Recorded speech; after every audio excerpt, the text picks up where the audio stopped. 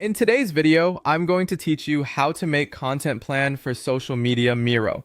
We'll build a clear, collaborative system you can reuse every month using simple tools inside Miro so your ideas turn into a consistent posting schedule.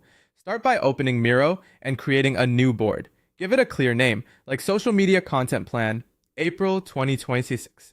This is your central planning space, so zoom out a little and leave room for sections.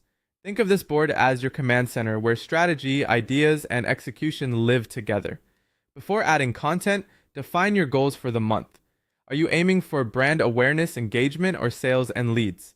Add a small goals area at the top of the board and write a short sentence for each. This context will guide every decision and help you say no to ideas that don't support your objectives. Now set up content pillars to keep your mix balanced. Create columns or sections labeled educational, promotional, entertaining, and personal. These act like buckets that ensure you're not overloading any one type of post.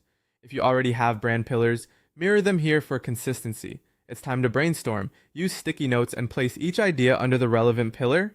Keep one idea per sticky to make sorting easy. Add examples like a tutorial video, a behind the scenes moment, a client testimonial, or quick tips. Write short, clear titles so you can skim at a glance, and don't worry about perfection yet. Volume first, polish later. Build your calendar view next. Create a simple, weekly, or monthly layout with days of the week, then drag your stickies into the specific days you want to post.